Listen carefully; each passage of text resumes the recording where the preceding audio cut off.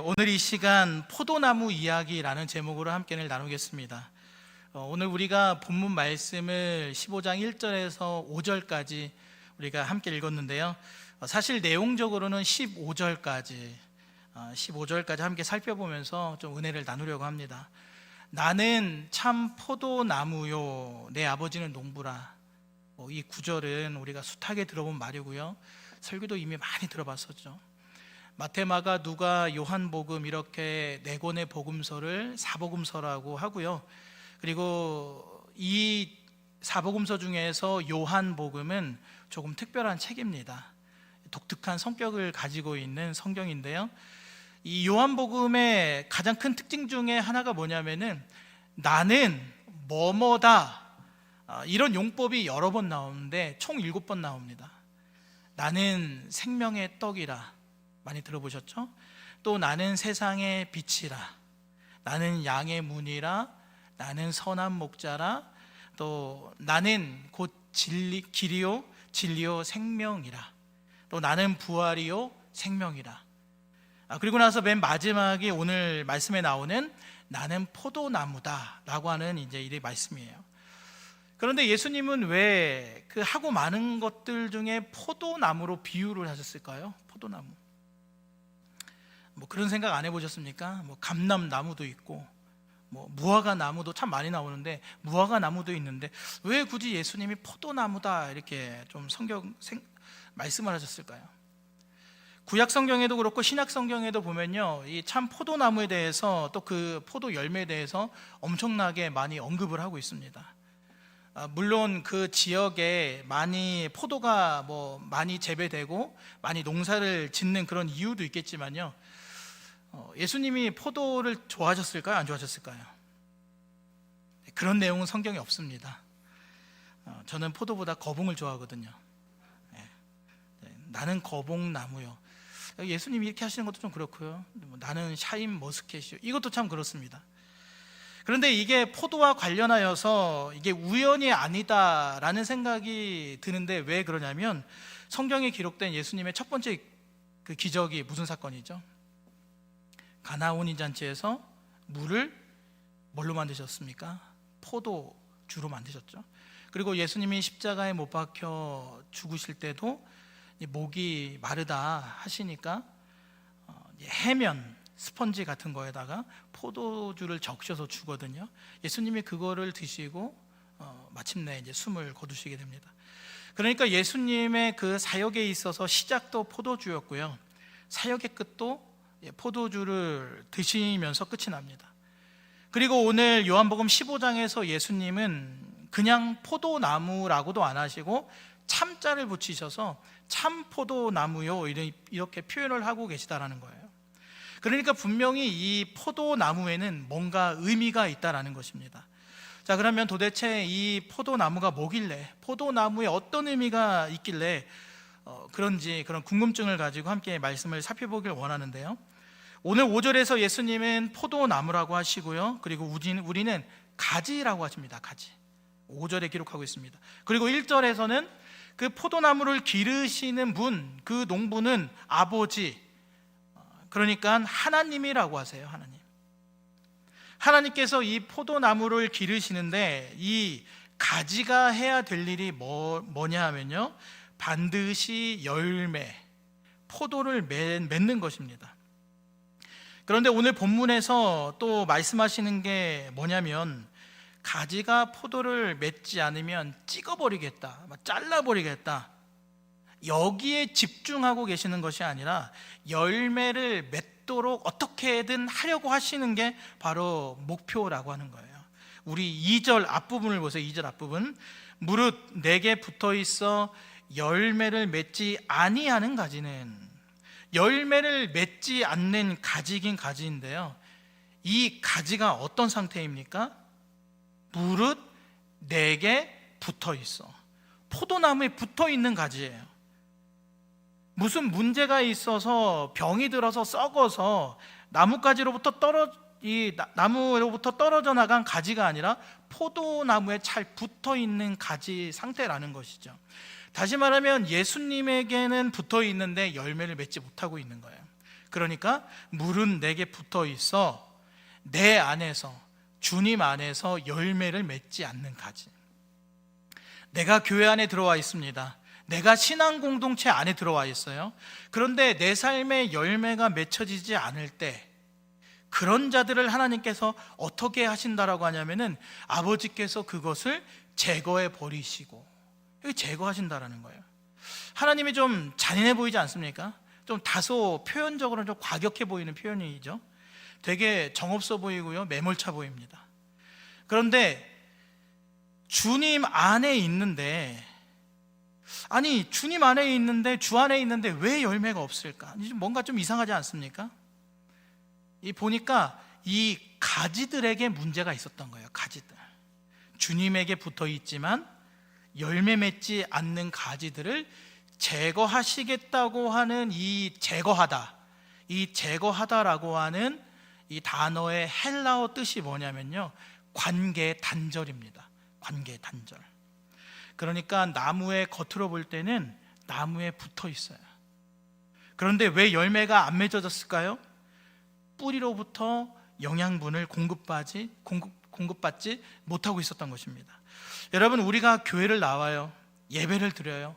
뭐 믿음으로 나왔건 뭐 신앙의 습관으로 나왔든지 간에 늘 자리를 지켜요. 그런데 그렇게 열심히 교회를 다녀도 내 삶이 공고합니다. 삶이 피곤해요. 기쁘지가 않아요. 충족되지가 않아요. 무감각해요. 뭔가 교회 안에 있으면 다 될 것 같은데, 다 좋을 것 같은데, 교회 안에도 있음에도 불구하고, 말씀을 들음에도 불구하고 내 삶에 열매가 맺혀지지 않는 이유가 무엇입니까? 이유는 간단합니다. 뿌리로부터의 단절. 그러니까 나 자신과 뿌리와의 연결고리가 끊어진 거죠. 관계가 끊어져 버린 거예요.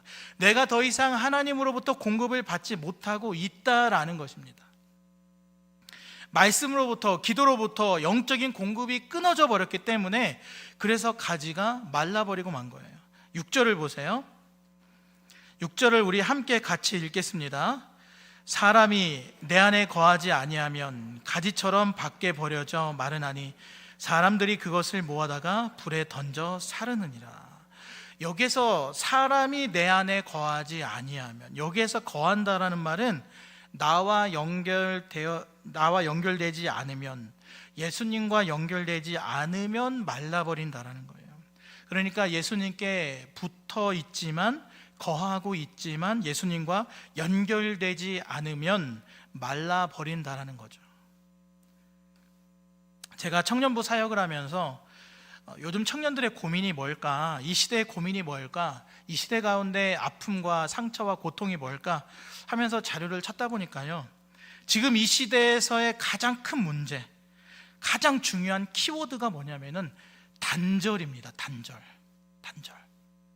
조금 쉬운 용어로 표현하면 외로운 거죠. 외로움. 사람을 만나고 있는데도 외로워요. 밥을 먹습니다. 식당에서 밥을 먹는데 많은 사람들이 어떻게 먹습니까? 두 사람이 식사를 하러 갔습니다. 어떻게 먹을까요? 둘이 각자 핸드폰을 켜놓고요, 핸드폰을 보면서 밥을 먹어요. 우리 어르신들은 안 그렇겠지만 특히 젊은 세대들은 그러합니다. 카페에서 사람을 만납니다. 물론 처음에는 뭐 안부도 묻고 이야기를 하겠죠. 그런데 조금만 지나면 어떻게 할까요? 서로 핸드폰을 보고요, 이렇게 올리고 내리고 해가면서 차를 마십니다. 그러니까 사람이 눈앞에 있지만 핸드폰 안에서 또 누군가 사람을 만나는 거죠. 자기가 올린 어떤 그런 SNS 계정에 사진과 글에, 어떤 영상에 누군가 좋아요를, 또 누군가 하트를 눌러주지 않고 뭐 예쁘다, 좋겠다, 잘 어울린다 이런 댓글을 달아주지 않으면요, 참 마음을 허하게 느끼는 세대가 요즘 세대예요. 그만큼 마음이 공허하고 외로움에 사로잡혀 있는 시대가 지금의 현실이라는 것입니다. 물론 글로벌 시대라고 하죠. 온 세계 각국이 다 연결되어 있어요. 요즘에는 뭐 산속에 들어가도, 섬에 들어가도요, 다 연락이 되고 인터넷이 되는 시대이긴 하지만, 아이러니하게도 우리는 이 외로운 시대에서 단절을 경험하고 있다는 거예요. 사실 이 시대의 문제는요, 인간이 하나님을 떠남으로 인해서 벌어지게 된 일들인데, 많은 사람들이 그것을 세상으로부터 답을 찾고 세상으로부터 치유를 받으려고 하니까, 그래서 이제 말라지게 되는 거죠. 자신의 삶이 말라지게 되는 거예요. 풍족하면서도 말라지게 되는 거예요. 세상은 우리에게 잠시 잠깐 달콤함을 맛보게 하고는요, 결국에는 쓴맛을 보게 하고 절망을 안겨줍니다. 내가 이 공부한다고 취업이 되겠어? 내가 이거 공부한다고 학점이 오르겠나? 아니, 학점 올라서 내가 이 바닥에서 내가 이런 대학의 레벨을 가지고 내가 취업은 되겠어? 취업을 하면 결혼을 할 수 있을까? 내가 결혼해서 내가 내 집을 마련할 수 있을까? 정말 수많은 그런 현실의 질문이 쏟아질 때, 그때 예수 안에 거하지 않는 사람은요, 주님 안에 거하지 않는 사람은요, 그 마음이 금방 말라버린다라는 거예요.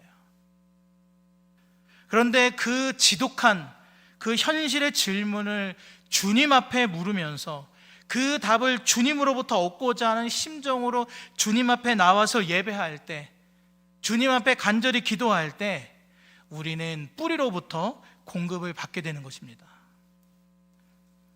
그래서 여러분, 우리가 현실의 문제를 해결하고자 주님을 떠나는 것이 결코 행복이나 지혜로운 것이 아니라요, 어쩌면 내 삶이 세상에서 정말 너덜너덜해질지라도 주님께 붙어있는 것이 행복입니다. 때로는 예배 시간에 졸더라도 그게 은혜예요. 사실 예배 시간 우리가 1시간이잖아요. 보통 1시간이 넘어가면 왜 이렇게 목사님 설교가 깁니까? 이런 피드백을 받는데, 여러분, 사실 1시간 정도밖에 안 되는 예배예요, 어떻게 보면. 그런데 그 1시간도 못 버틸 만큼 그 새벽에 일찍 일어나서 그 삶을, 직장을, 현실, 그 삶의 현장에서 힘들고 치열하게 하루를 보내시다가, 그래도 내가 하나님을 기억하고 하나님으로부터 내가 어떻게든 조금이라도 은혜를 받고 싶어서 그걸 기대하고 예배 오시는 거 아니겠습니까?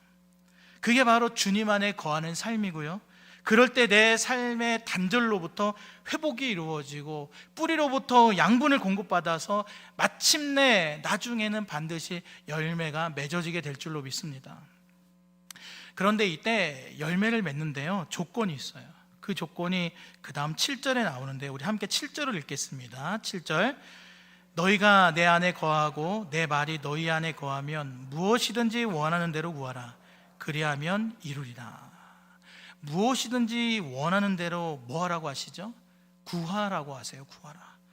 그러니까 이 요한복음 15장 핵심이 뭐냐면요, 관계입니다. 관계. 지금 관계에 대해서 계속 얘기를 하시는 거예요. 여러분, 관계가 나하고 단절된 사람에게, 내가 신뢰가 되지 않는 사람에게, 여러분, 백날 쏟아내서 뭐합니까? 얘기해서 뭐합니까? 하소연해서 뭐합니까? 애시당초 우리는요, 관계가 되지 않으면 얘기하지 않아요. 그 사람한테는 얘기할 필요가 없거든요.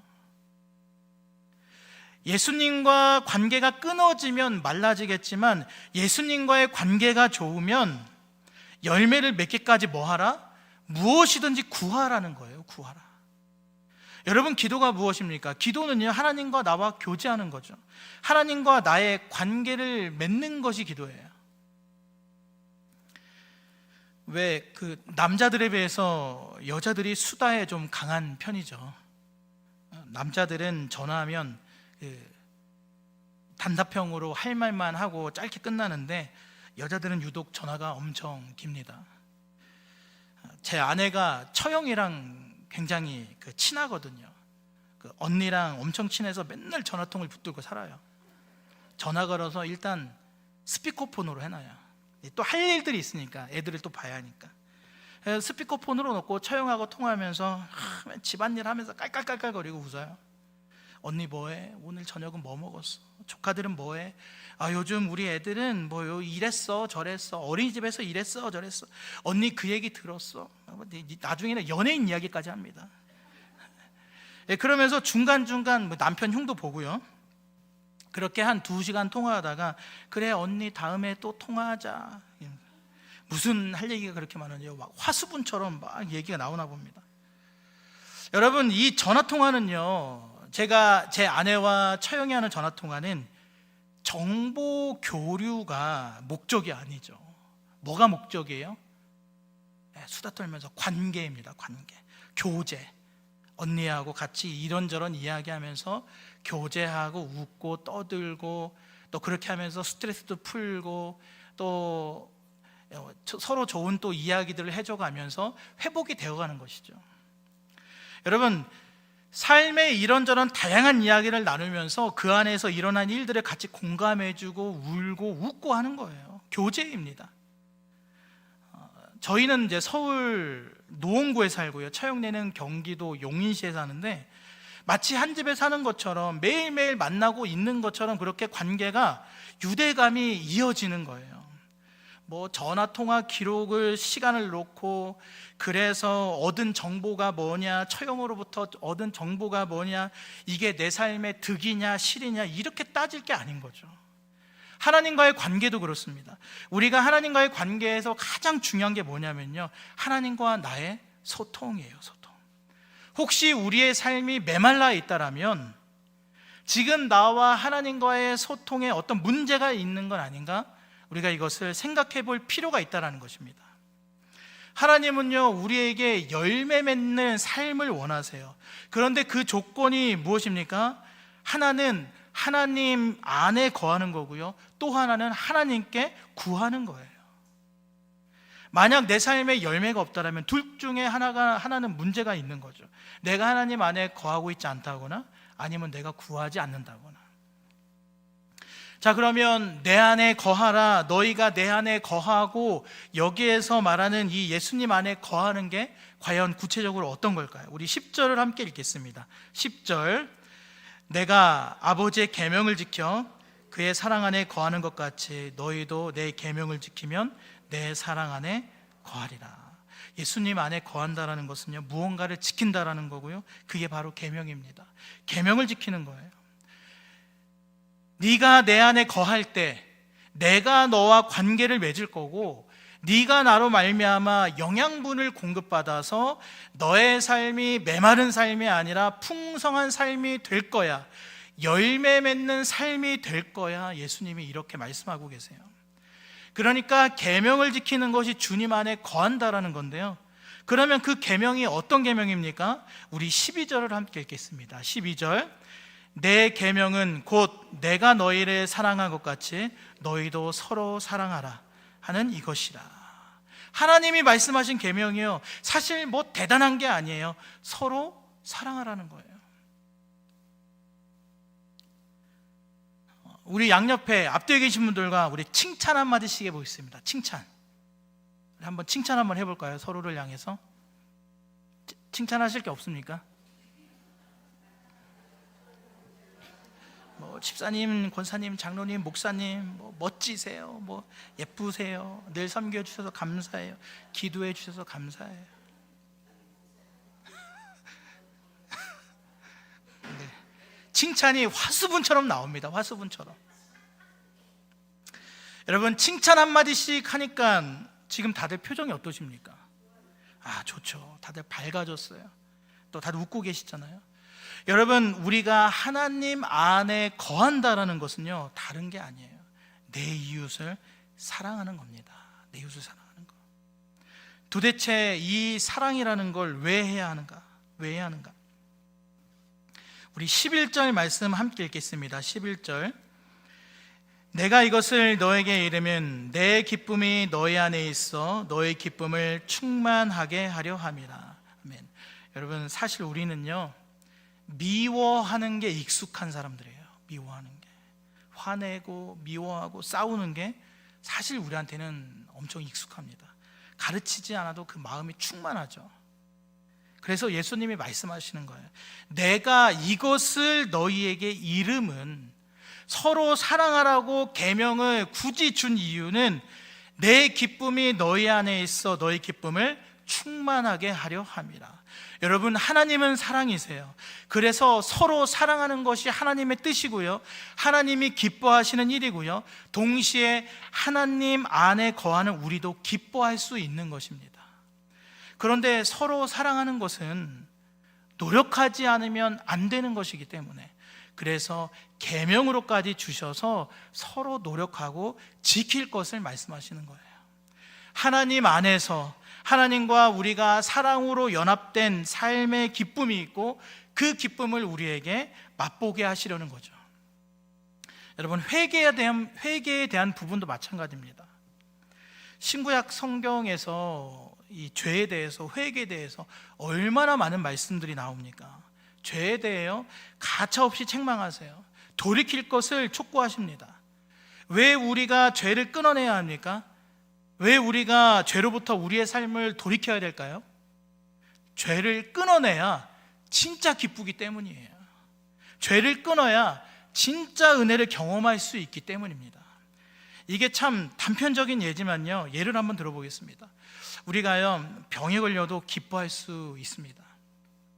병에 걸렸어도 여행도, 때에 따라서 여행도 다닐 수 있고요, 맛있는 거 사 먹을 수도 있고요, 사랑하는 사람들과 좋은 시간들을 보내면서 충분히 기뻐하고 감사하고 행복할 수 있어요.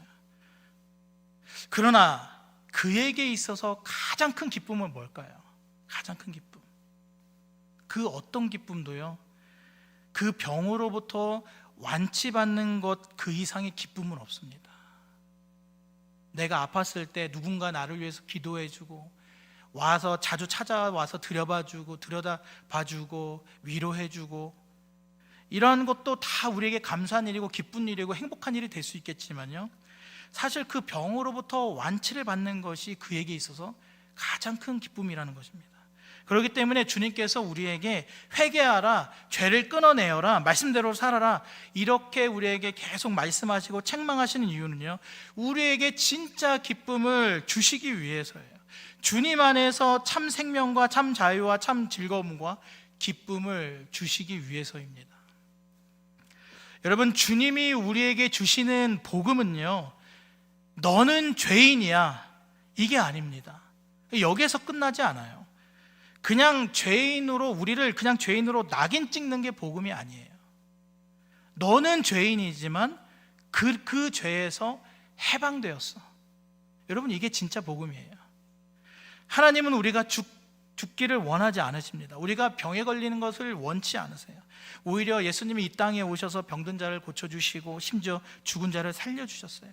죽음과 사망의 그 저주의 권세를 깨뜨리러 오신 분이 예수님이시죠. 물론 그 예수님을 믿는 자들의 인생 가운데 연단이 있을 수도 있고 눈물과 고통이 있을 수도 있습니다. 그러나 그 연단과 눈물과 그 고통의 최종 결과는 마침내 기쁨이고 승리라는 것을 여러분 믿으시길 바랍니다. 그래서 우리는 기뻐하고 즐거워할 수 있는 거예요.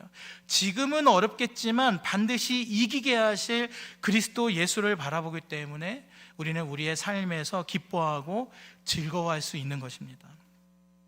하나님이 우리에게 그 기쁨을 주시려고요, 그래서 사랑하라고 말씀하시는 거고, 그 사랑하는 것이 바로 계명을 지키는 거다라고 오늘 말씀하고 계십니다. 그리고 그 계명을 지키면 주님 안에 거하게 되고 반드시 열매를 맺게 될 거라고 하세요. 그러면서 이 말씀을 하시는데요, 우리 13절을 함께 읽겠습니다. 13절, 사람이 친구를 위하여 자기 목숨을 버리면 이보다 더 큰 사랑이 없나니.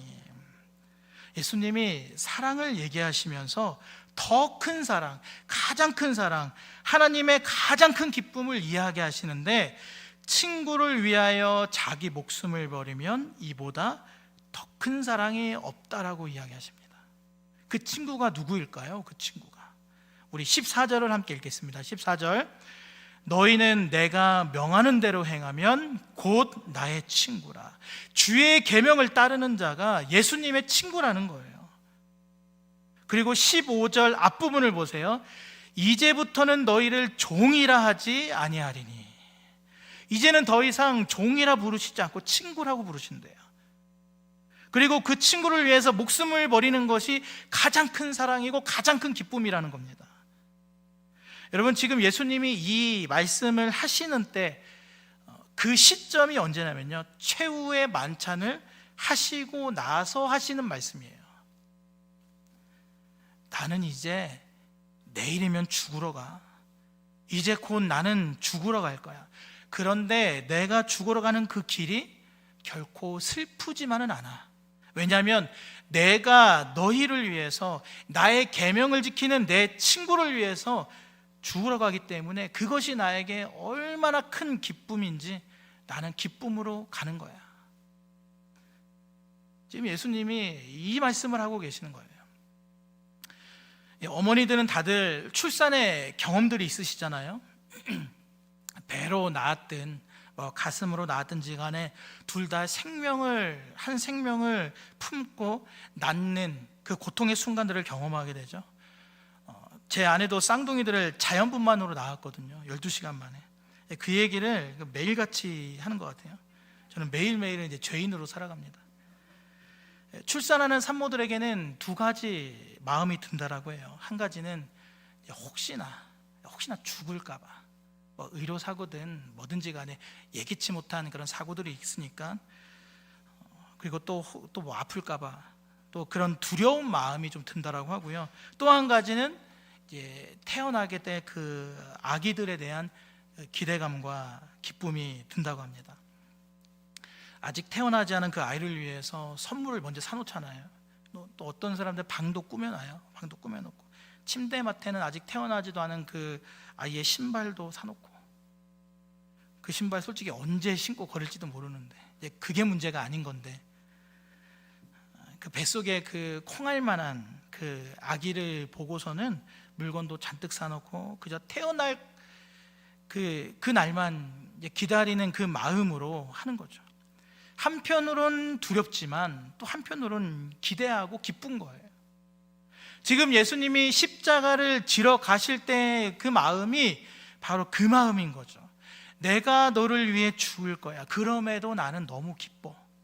내가 너를 구원하여서 사망과 저주의 권세를 깨뜨리고 살게 될 너를 생각할 때 나는 너무 기쁘다. 그래서 나는 너희가 내 안에 거하기를 원한다.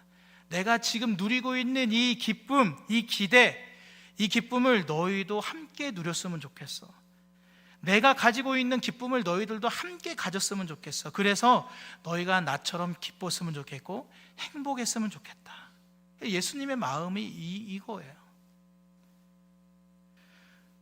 자, 그러면 우리가 이제 맨 처음에 가졌던 질문에 대해서 한번 생각해 보겠습니다. 왜 하고 많은 나무들 중에서 예수님이 포도나무로 비유를 하셨을까요? 이 포도나무는요, 이스라엘을 상징하는 나무입니다. 그래서 구약 성경에 보면 이 포도나무를 이스라엘로 비유하시는 장면이 참 많이 나와요. 시편 80편에도 보면 한 포도나무를 애굽에서 가져다가 민족들을 내쫓으시고 그것을 심으셨나이다, 이런 말씀도 있고요. 이사야 5장에서도 내가 사랑하는 포도원을, 이런 말씀도 있고, 또 예레미야 2장에도 보면 내가 순전한 참종자 귀한 포도나무로 심었거늘, 이런 말씀들도 있어요. 포도나무는요, 겨울이 되면 마치 죽은 나무처럼 바짝 마르는 나무예요. 이거 죽은 것 같은데? 그런 생각이 들 정도로 바짝 마른다라고 합니다. 그런데 이 포도나무는 이제 인터넷 검색해 보면 나옵니다. 다년생이에요. 다년생. 여러 해살잇과 나무거든요.